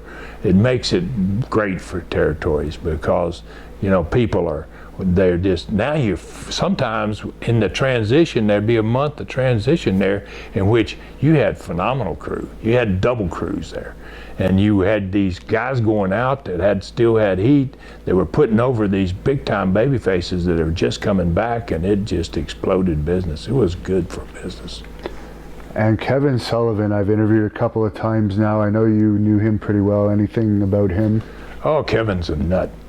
And Kevin is really, he's one of my best friends in the business. I really love him. In fact, I talked to him yesterday. Oh, okay. He called me from Washington yesterday. Interesting. And we talk probably every 2 months. Kevin's got a great mind for wrestling. Did a tremendous job for WCW. And has a great mind for wrestling, and he thinks that I have a pretty decent mind too. He's worked for me in all of my territories, every one of them. I always love to have him in. He's a sharp guy. He's got ideas. He's willing to help. He's willing to offer ideas, and we go way back, Kevin and I, way back. Any funny stories about him? Because I know he's a bit of a partier, or at least was. Gosh, he's a partier, man. Oh yeah, yeah. One time he gave me, Kevin was really, you never knew what he'd like to have a good time. And one night in Tampa, he says, Ron, I got this pill here. He says, I want to give you one of these, and I said, oh, Kevin, I don't take pills, man, Oh, yeah, but you don't have to take it, man. You don't have to take it all, you just cut it in half, and, and I remember going home and telling my wife about it. I said, Kevin gave me this pill here, and so we're going to go out to dinner. And so I cut it in half. I said, what the hell, because I'm going to see him tomorrow night. He's going to ask me, if I took that pill. So I took it, and we go to eat at a restaurant. And, just before the steak came, I was like, I had to leave. I said, I got to get out of here. You got to get me out of here. We both lived in the Keys at the same time, in the Florida Keys in the late 90s. I lived Tavernier, second key down. He lived in Key Largo. We used to go out on boats together all the time, have great parties, have dinner together and all that. Super guy. And Jim Cornette, you've done numerous appearances. I love Jim Cornette. He's a crazy guy too, yes. One of the sharpest guys out there. Just got a tremendous mind, and never had to. He wasn't working when I was doing my thing, so I never had the opportunity to book Jim. He ends up with a lot of my guys. Midnight Express started with me. Condrey, used to be Condrey, Rhodes, and Norvell Austin. Yeah. They were the first Midnight Express, and then Jim gets a hold of Condrey, and then he changes the teams around, the guys around. But that's a great gimmick, and just Cornette managing him. He's just such a talent, just a tremendous guy too. Nice guy. Any funny stories about him losing his temper? I'd never spent a whole lot of time with him, but I'd done Jim Cornette, Super Studcast too. And that was a fabulous one. I mean, we talked about everything. I didn't realize how much he knew about me and how much he remembered about me. But he came to Knoxville in 1978 when we were just doing tremendous business, and they had a fan convention there. And Jim was in charge of the fans. He was the top guy there, and he really just I got an award. He presented me an award that year for whatever the contributions to wrestling or whatever the award was for or whatever. But and he was just a big mark at that point. He wasn't wrestling at all. And I love his stories about how he got in the business. Truly amazing how he got to be where he is now from where he started. Do you want to set the record straight about, on your Wikipedia, it says that you helped bring WCW to the Knoxville territory in later years? I don't know what they're talking about there, I'm not exactly sure. I didn't have anything. I was out of wrestling in 1988. I had USA Wrestling in 1988. And for 6 months, I operated in Knoxville. I went back there after we sold Southeastern Wrestling, Continental. We sold Continental, and I never wrestled after that. I got in hockey. 2 years later, I got in hockey, and I only saw WCW. I don't think WCW was even in existence in 80, 87, 88. No, I think they bought it. Turner took over around 90, around 89, 90. Yeah, I never had any relationship. I used to go to Miami, but when I lived in the Keys, when Flair would come and Arn would come, and I would go up there and see some of their stuff in Miami, just to go in the dressing room, say hello to them. Savage used to be buddies with Randy. So I would just go in there, and it was like an old homecoming. Guys would go, "Hey, Ron, geez, how you been, man?" Now, you mentioned your buddies with Savage. You must have a Randy Savage story for us. Oh, geez, Randy never wrestled for me. He'd actually wrestled against me. He wrestled in that 1979 war. He wrestled with those 5 guys. They came down out of Lexington, Kentucky. They were operating up there as ICW or whatever the name of their company was. Yeah, that was it. Yep, and so they came down, and he wrestled against Garvin and Orton Jr. and probably Roop too. I didn't spend any time with him back in those days. I met him basically when those WCW days, and I was really surprised the first time I went up to Miami. I got on an elevator, and I can't remember what building we were in, and it was me and Randy, and he was so nice. He was like, "Ron, gosh, man, I've always wanted to meet you, man," he was a nice guy, though. I ran into him several times after that. We had a fan question, and they were asking if you think Jimmy Golden could have been a bigger star in WCW under a different gimmick than Bunkhouse Buck. Probably, yes, probably so. I mean, I don't know who came up with that gimmick. Obviously, putting him partners with Slater is a good part. I mean, Dick's a great worker, and I could kind of understand that. Jimmy Golden's one of the most underrated wrestlers of all time, probably. he was super talented, could do babyface, could work babyface, was a great heel. Jimmy I got some Jimmy stories. I mean, obviously he's my cousin, you know. I mean, we grew up together, and I got a motorcycle story. He had a motorcycle, and I was about 12 years old, and he was probably 10, and he talked his mom into buying him a motorcycle, and I wanted to ride it one day. And I said, Jimmy, let me ride your motorcycle. No, you don't know how to do it. You don't know how to ride it. And my grandma was out there, and she said, well, yes, he does. He knows how to ride. Well, I didn't know how to ride it. You know, and I got on his motorcycle, and there was a milk barn about probably 50 yards away from where I got on it, and I just hit the gas and didn't know how the brakes, didn't know anything about it.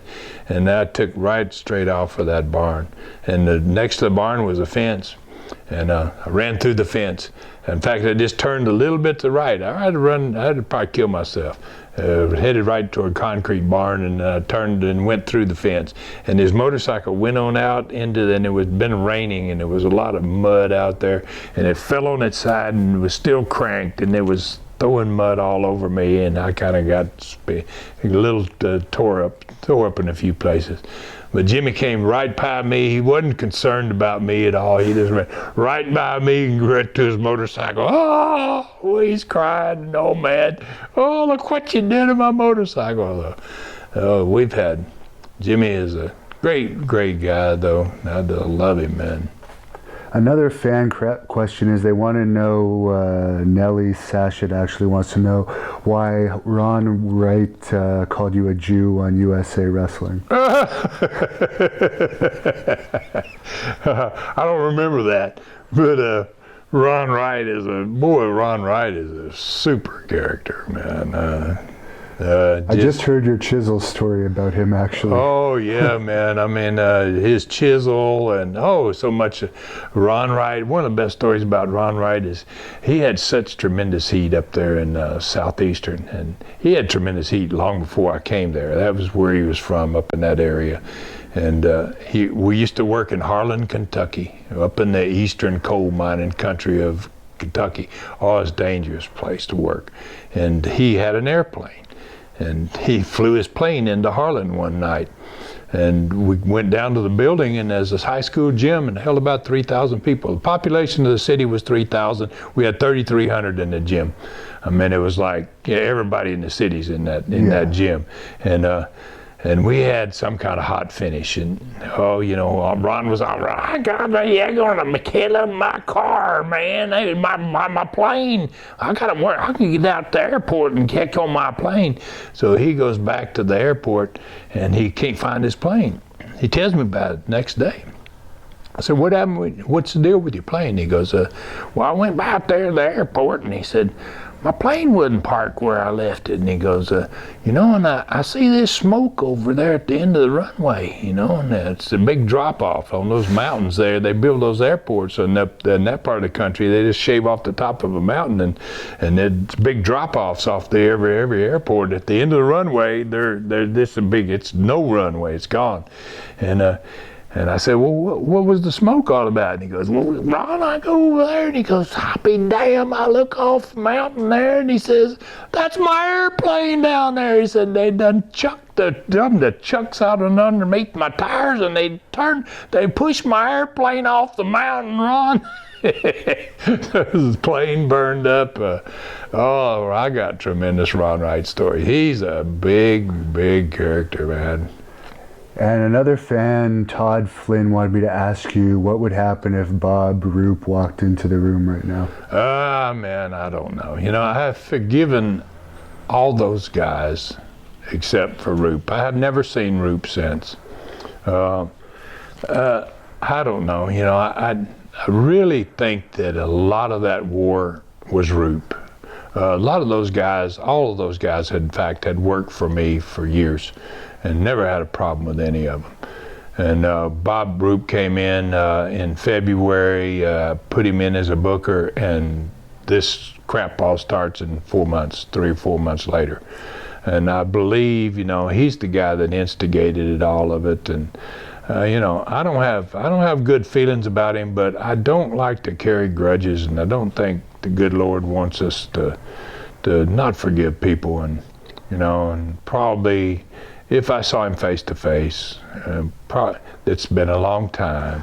Which it probably will sooner or later, because I know he's at the WrestleMania conventions this year, and you're probably going to be doing more and more of those. Yeah. Yeah, I'm going to be running. In fact, I think we're both on one in Charlotte, one coming up in Charlotte in August, and we're both for the same company. Maybe they could have a wrestling match between you guys. Get it all out of the system for good. Yeah. Between the two of you, Roop was very nice to me when I met him, but you're in better shape than Roop is now, but he still has a very thick neck.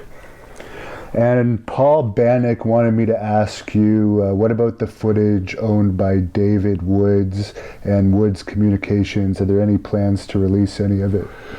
Well, he doesn't actually own it because he never really paid for Continental.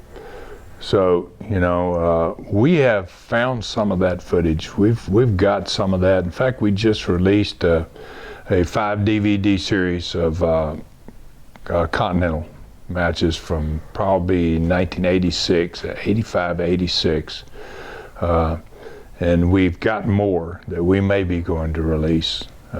We just wanted to see how that did, and it did very well. I mean, people were really interested in it. We ran a tremendous business back in those days, so we had a great talent there all the time, and we had super angles, and we were doing stuff that was drawing money. Melissa Tillery wanted to know which wrestler's death affected you the most. Boy, there's been a lot of them gone, man. I'll tell you, Dick Slater, probably. Man, Dick just had a great relationship. I started with Dick in 1970 when he first started wrestling. I had been wrestling for about 6 months, and Dick was being trained when I went to Florida. Dick Slater, I love to tell him about his very first match because it really defined what he was going to be as a talent. And my dad and I went out of the dressing room to watch. He was first match in West Palm Beach. It was his very first match. And we watched him go to the ring, and he took his time. He was a heel. And he worked the crowd unbelievably. He walked a little ways, and as soon as he got the first little scream, he stopped, and he looked in the direction of wherever it was, you know, and then he started again. And by the time he got to the ring, he already had them. They were already starting to boo him, and he jumps up on the apron. And this is just unbelievable for a guy that's never been in the ring. It's his very first match. He jumps up on the apron of the ring, and he turns around and he looks at the crowd. He just gets them to where they're just, you know, he hasn't done anything. He hadn't even been in the ring yet. And they're all into him. They're all booing him. And he real cockily grabs the top rope, and he goes to jump over the top rope, and he hangs his toe. And he takes a bump head first in the ring. And the pop, oh, what a pop it was. My dad's sitting there next to me, and he goes, well, I'll be damned. He goes, I believe that boy's got it. You know, it is, some guys just have a knack for it. And another fan's asking what the maddest you've ever been at someone in the ring was. Oh, geez. I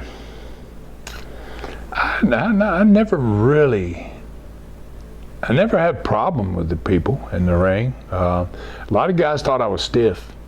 You know, I got a lot of complaints sometimes about my punches and stuff, and you know, but I never really got upset too much in the ring. I've screwed up when I was young. I remember Chotty, one of the Japanese guys, broke his nose throwing a punch when I shouldn't have thrown a punch, and you know, probably more people mad at me than what I was ever mad at them. I didn't ever really have no altercation ever with anybody in the ring, and you know, and probably a lot of that is out of respect because I came up from a wrestling family. I also spent some time in the snake pit in Florida early on, wrestling with Roop, Matsuda, Briscoe, you know, that type of stuff. And Nellie J. Satchett wanted me to ask you why or why not were you ever in the AWA or WWE/WWF? Well, I'd actually worked for Vince Sr. in New York City, Madison Square Garden in 1973. But the reason was, I think, because Florida had a tape in there at that time. Vince Sr. was he wanted to keep control, obviously, of his territory. And there were so many stations in New York that other people were trying to get on. And he went to Eddie, who was a personal friend of his, that Eddie had worked for him for many, many years, Eddie Graham. And he said, can I use your Florida tape in New York? And so they put the tape in there. And after they ran that tape for a while, they started sending guys out of Florida to work Madison Square Garden. And Jack Briscoe was one of the first to go. And in fact, Jack found out I was the second to go. And Jack says, you going to New York? I said, yeah, man. You know, and he said, you're going to be surprised at your reception. And I was, you know, I couldn't figure out really what he meant by that, but it was the fact that I'd never been to New York, and I didn't know that we had a tape up there. I didn't know that the Florida show was there. And when I went to the ring, gosh, I got a tremendous ovation. I was like, Jack was right, you know, what that's all about. Then I started asking questions, and they said, well, you know, the Florida show is up there. And I think they kept that show there for many, many years. And it made it hard for Vince because that Florida show was so good. So much talent and so much wrestling. It was a different product than Vince Sr. And Anthony Roger wanted me to ask you about wrestling in smaller towns like Bayou La Batre. Bayou La Batre, yeah, Bayou La Batre, just outside of Mobile. I like wrestling in smaller towns. You know, your fans are rabid in those places. I did it a lot in Knoxville with Southeastern because you only had two major cities. I wrestled in Knoxville. We wrestled Knoxville on Fridays, and we wrestled on Tuesday in what's called the Tri-Cities up in the northeastern part of Tennessee. Johnson City, Kingsport, and Bristol, Tennessee are only 20 miles apart. Pretty good population there. Other than that, every single town we wrestled in were small towns. 4 nights a week we wrestled in small towns. And we couldn't have run the business we had there without those small towns all selling out. And you could go in those small towns and I had to really tell guys not to do too much because they were so green. Those fans were just so rabid. You could go out, you could shoot a guy in and take a tackle and get a headlock and take me over. And they'd pop. You know, and when I'd go watch those matches, I'd have to go back and I'd say, guys, hey, you know, don't give them everything. You know, let's wrestle for them and give them a hell of a lot of wrestling. And you know, but yeah, wrestling in small towns are good. You know, those fans are really, really into it. They don't get the show every week, and when you go there, it's a big deal for people in a small city. And Sid Vicious wrestled in your territory in the early days, but I'm not sure if that was one of the years that you were off or not, but do you have any memories of Sid Vicious? Well, Sid, you know, I've been around Sid a little bit. Sid's wild. Sid's, you know, and he's still wild. I'm dealing with a guy, I wrote a book, not about wrestling, about a totally different subject. And the guy that's working with me on this book is about to write a book for Sid. And he told me yesterday, I talked to him, and he said, oh, yesterday Sid got on the phone. He goes, he was wild, Ron. I mean, what's that all about? And I go, well, that's just Sid. I said, the next time you talk to him, he'll be sweet as hell. And then, you know, he called me back the next day, and he said, Sid, call me back. He was totally different. And I go, yeah, but tell me about it. No, Sid just is. Wow, he's just he's pretty far out there, man. And Bobby Lamar has another question about Ron Wright. He's asking if you could tell your best Ron Wright story. Gosh, there are so many of them. I love old Ron Wright. I used to fly with him. and he had the plane, and he had a twin-engine plane, and it was a nice little plane. And he had his brother named Don Wright. And one time we flew from Knoxville, we're going to Memphis to wrestle in Memphis. And my dad lived between Knoxville and Memphis on a big ranch. It was about 80 miles outside Memphis in a town called Bolivar. And we're flying over there, and it's daytime. And Ron says, "Your dad," he says, he's got that. Don't he have him a runway on his farm?" I said, "Yeah, but he's only got a single-engine plane. Why? What are you thinking about?" And he goes, "Well, let's just find his place and see if we can land." I go, No. I said, "He's got a fence around his runway because he's got cows and it's in the middle of a pasture." And I said, and he's got a single-engine plane, and you got a twin-engine plane here, Ron. And I don't think it was. Well, let's just try to find it. So we fly around in circles, and we find a water tower that has the name of Bolivar, the town the dad lives in. And I'd never been in a plane trying to find his ranch from there, but we find the ranch, and he says to Donnie, his brother, he says, "Donnie, let's try this. Let's just buzz this runway one time, see if we can put her down here." And I'm going, "Guys, no, let's don't land here, man. Let's just go on to Memphis. No, let's run wherever, it's gonna be all right." So anyway, they land, and my dad sees them flying in, and he comes down and picks us up, and we go up to his house, and we have some coffee, and then he get ready to go back to get on the plane. And I got my bag off the plane when we got off. And Ron said, "What are you doing?" And I said, "I'm not going in. I'm not flying out of here with you guys." And he said, "Why?" And I said, "How do you think you're going to get this plane off this runway? You got that fence down there at the end, the whole deal?" And he goes, and he looked at his brother, and he goes, "Donnie, he may be right." He said, "You think we can get this thing off there?" So we go down, and they get on the plane. And Ron Wright opens his window from this little cockpit window, and he says to me, he says, "Ron, get on that wing over there and hook your arm around the end of that wing." And he says, "Buddy, get on that other wing and hook your arm around them thing." And he says, "I'm gonna hit it, and I'm gonna hit her real good." He said, "Just hold on till I scream at you, let her go." He said, "We're gonna try to get a little slingshot here, kind of like flying off the deck of an airplane, of a aircraft carrier, right?"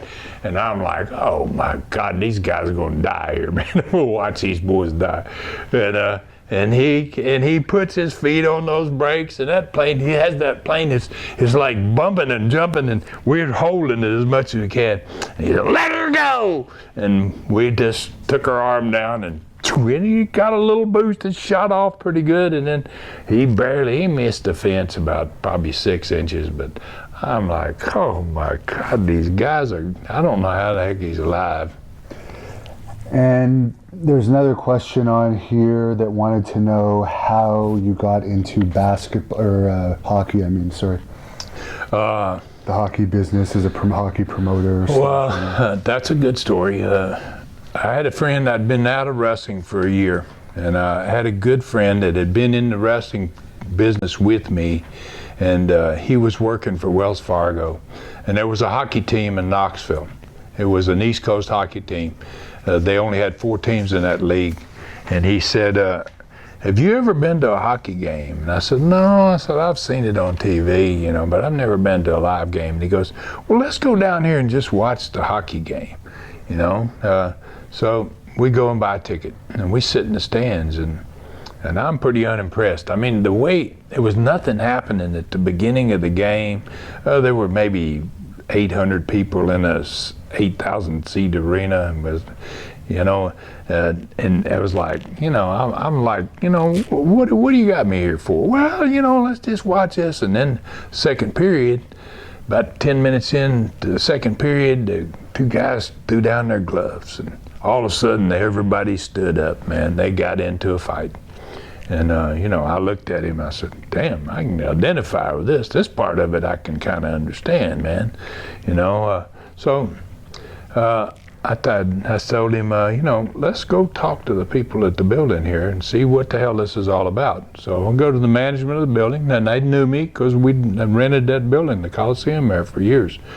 And they said, what do you want to do, Ron? And I said, I want to talk to these guys about what this cost. How do you get into this and the whole damn deal? So they gave me the guy's name, and I talked to them. They were out of Roanoke, Virginia. And so I drive up to Roanoke, and they say, what do you do? I was a big guy, what do you do? And I said, I'm a wrestler. We used to be a wrestler, They go, are you interested in getting in the league? And I said, yeah, maybe, I said, what's it cost? It was $25,000 for a franchise. They only had 4 teams in the league. They weren't drawing 1,000 people a game, none of them. And I said, yeah, I'd like to try. I'll buy into that, And they go, you're not going to have a goon team, are you? You're not going to have a bunch of goons on your team, We don't want to have that. And I said, no, I'm not. I said, I don't know anything about hockey. I don't even know a coach. I've never seen but one live hockey game in my life, right? So they said, okay, well, yeah. So they put us in. And they said, where do you want to play? I said, well, Nashville. It's a bigger city than Knoxville. It's got a bigger building. I want to go to Nashville. And they said, that'd be fine. Then they helped me for the whole summer find me a coach. And they kept saying, now, talk to me. Don't go and find your own coach, Ron. We need to kind of give you a little bit of help, So I interviewed guys. I'm interviewing coaches, and I don't know anything about the game at all. And I interviewed a guy named Archie Henderson. And he's from Canada, and he's a big guy, and I like him. I get along. I said, hey, I think I'm gonna hire this guy as a coach. And so I called the guy at the league. I go ahead and work the deal out with him, and I hired the guy. And I called the league guy. Says, you find the coach yet? I said, yeah, I hired a guy. What's his name? I said, Archie Henderson. And he goes, no, Ron, you didn't say Archie Henderson. I said, yeah, Archie Henderson. He goes, oh, Ron. He goes, he's the biggest goon that ever played in the National Hockey League. He goes, you're going to have a horrible team. They're going to fight. They're going to fight. They're going to fight. So I was like, oh, goodness, man. We're not going to fight, guys. I said, I don't want to do anything. I'm not buying this team so I can have a goon team. I want to have a good team. I want to have a team that's going to draw some people, win some games. Oh, it's just going to be bad. So I spent 2 months before the season starts just telling them, hey, listen, don't worry about it. They ain't going to fight, that all deal. First night we play Knoxville. Natural rivalry, 180 miles apart, those two cities. We playing in Knoxville. And we had the biggest hockey fight I ever saw in my life. It's unbelievable. It started out with 2 guys, and you got the 3 referees out there, and another 2 dropped their gloves, and another 2 dropped their gloves, and another 2. There's 5 fights going on.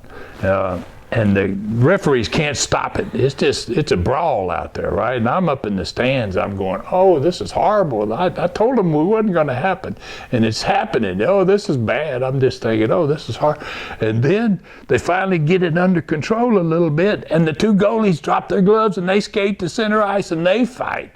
And I was like, oh. And then I look, and Archie, the 2 benches are side by side, and they got the glass between them, and Archie climbs up and reaches over and gets their coach and drags him over the glass, and he's pounding him. Yeah, and that never happens. I was like, what in the hell? I've never seen anything this bad. And then first game, next morning, boy, early in the morning, I get the league commissioner, man. He calls me, he goes, Ron. Oh, Ron. He goes, oh, what is it, 212 penalty minutes? He goes, oh, man. He says, you had the coaches fighting. I said, man, I wasn't in charge. I said, I'm sorry. What can I tell you? And, we did great business, though. We took that league from a 4-team league. It's the biggest hockey league in the world now. The East Coast is still out there, and they got teams all the way into Alaska. Yeah, and, minor league hockey, other than NHL. We bought that franchise for $25,000. Yeah. Ran the team for 1 year, sold that business for $700,000. $700,000. Paid $25,000 for the franchise. So what was that team called again? Just Nashville Knights. Nashville. And now they got the Predators there. I mean, you know, So technically you started we hockey in basically Nashville. brought hockey to the South. And not only did we bring it to the South, they said when we started, first day I did an interview and I said, I'm bringing a hockey team to Nashville. And they went, all the sports writers went, oh my God, are you kidding? I go, yeah, you want to draw 300 people. They were just down in it horribly. And so I promoted the hell out of it. We did all this crazy stuff. We drew 6,000 people the first night. The biggest crowd the league had ever even thought about having, averaged 5,500.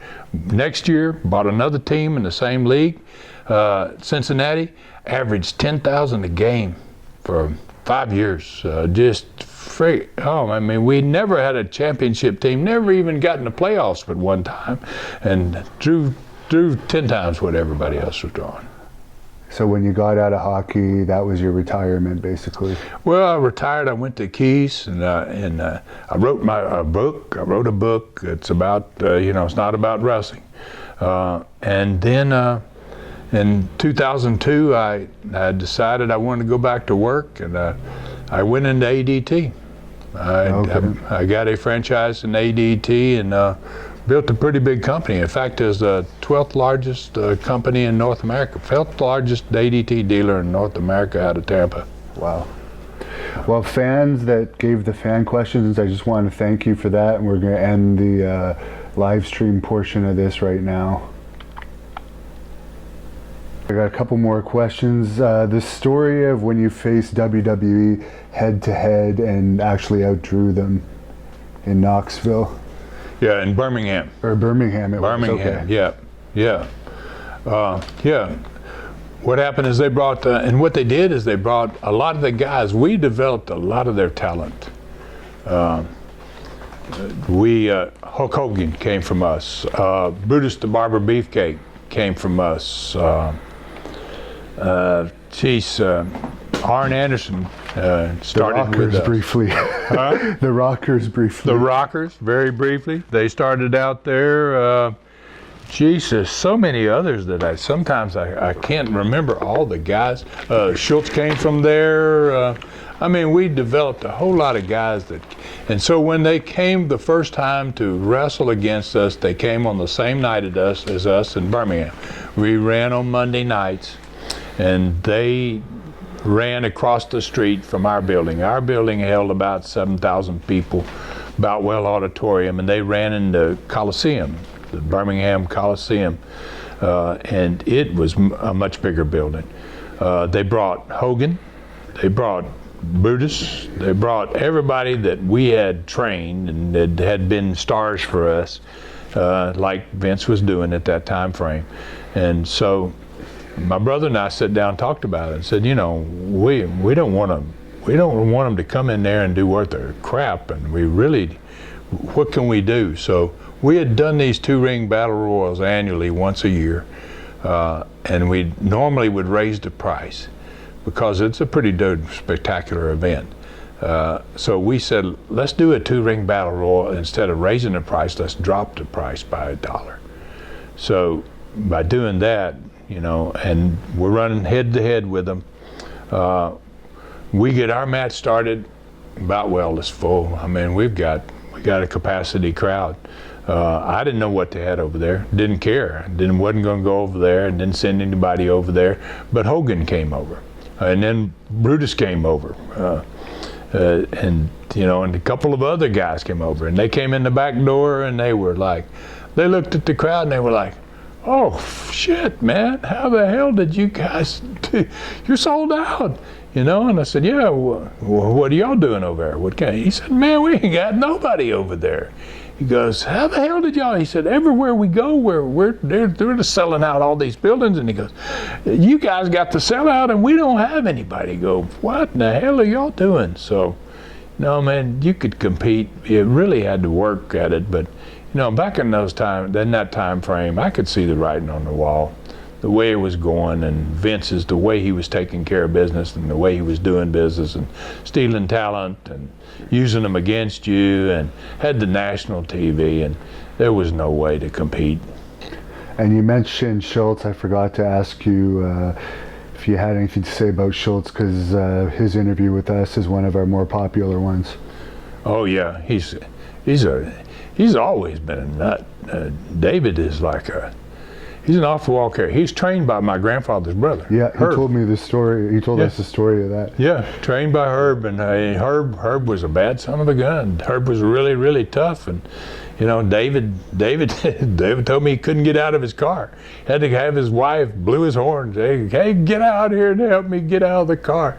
I mean, Herb really, really put him through it. Herb trained another guy, Honky Tonk Man. Yeah. And Honky Tonk came from us too, and he was trained by Herb too. Honky Tonk actually has our all-time most popular shoot, over 1 million views. I'll be darned. Great, man. Good for him. I love Wayne. Yeah. Wayne is just a great guy. David's a great guy too. Both those guys started for me, worked for me in Southeastern and Knoxville. David went down with me, and so did Wayne. Wayne went down to Pensacola, worked with me there too. Really, really good guys. And I feel a real close connection to them because somebody in my family trained them. And they really both brag. I don't know if Honky Tonk told the story about training in Herb's barn and he never had any water. Yeah. And drinking out of the horse trough. Yeah. Yeah. I mean, that was some kind of training, man. I tell you what, Herb was tough too. Gosh, Herb was jeez, man. I would have hated to be trained by Herb. I feel sorry for him. Just quickly, do you think David is legitimately tough out of the ring? Because a lot of people say he was a bully, but I've heard from more people saying he wouldn't back down from most people. Oh yeah, David would. David. He also carries a lot of guns on him, from what he tells me. Oh yeah, well he does now. After doing the bounty hunter deal. But he was. David was really a gutsy guy. Stossel said the wrong thing to the wrong guy. I mean, and David didn't do that just because Stossel was small. If Stossel had been a big guy, he still wouldn't have stopped David from smacking him around. Well, here's your wife coming to get you, I think. So I'll just wrap it up with one more guy I wanted to ask you about was Ric Flair. Super guy. Rick and I. Rick came work for me the very first time I saw Rick work. He came to Knoxville in I'm going to guess it was 1975. And I called over and talked to Jim Crockett, Sr. And I said, can you send me a couple guys off your TV? Because there was an overlap in our TVs from across the Smoky Mountains. And I said, can you send me a couple guys? And he sent me Ric Flair and Ken Patera to work in Knoxville. And what a great match they had. Then I started working with Rick. I was running into Rick a whole lot in St. Louis because they were pushing Rick then, and he was going to be headed in that direction. And I was there a whole lot too. And we partied together a lot. Rick's a partier, man. What Rick used to do, one story about Rick loved to come and work for me. He would take my heel crew on Fridays. And we do TV on Saturday in Dothan, Alabama, and we work in Dothan on Saturday night. And he would come in and work for me for a week, and sometimes he would leave on Saturdays because he had TVs and other places to go. And he would take my heel crew out drinking with him, and he'd kamikaze them to death.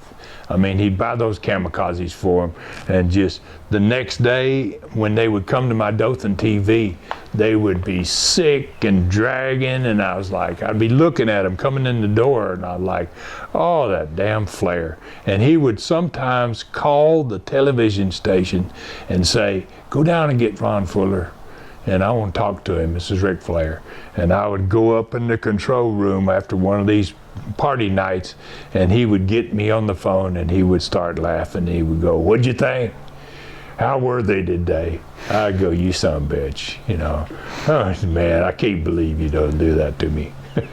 And final question before I get heat with your wife is best advice for a heel like myself to get good heat. Best advice to get good heat? Smile. A lot of big smiles, man. I always got a lot of distance out of just, especially when you're getting some heat, to just keep pouring on that big grin like you're enjoying the hell out of it. You can't make them mad enough. This wrestling business is a tremendous business. It's a shame it's where it's at, in my opinion, this day and time. And it could have been totally different had things been different. Real quickly, we had a chance in 1985 with Continental. I had a company in Houston, Texas, that found out about us, and they said, first they said, we want to get you in the Middle East. Okay, we want your program because we like your talent, we like your people. And so we started sending our program to the Middle East. We were selling in Saudi Arabia and Qatar and some of those countries there. And then they said, we won't get you on national television. 1985, they brought me to New York, and they took me to television, to CBS. And and they said, you got a great product, and I backed out of the deal. I didn't want to get.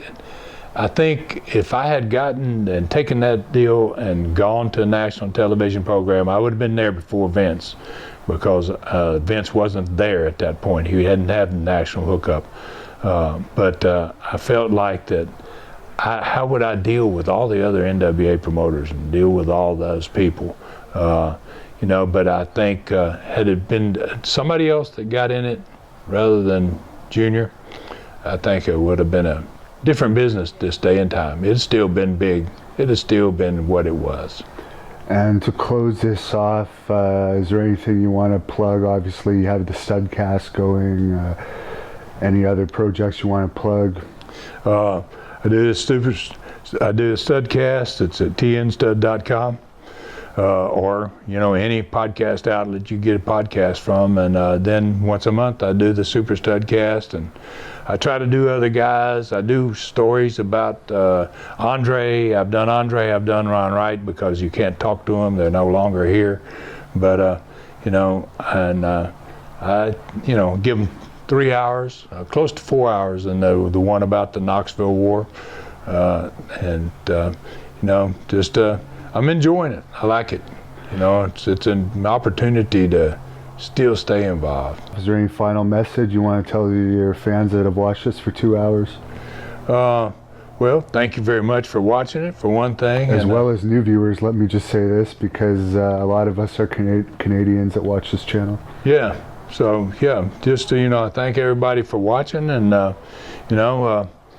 we're just old Southern boys, man. That's kind of where a lot of stuff, it's different. The sport is so varied. It was back in our time frame, from the 40s and the 50s, and time of my grandfather, and the 20s and the 30s.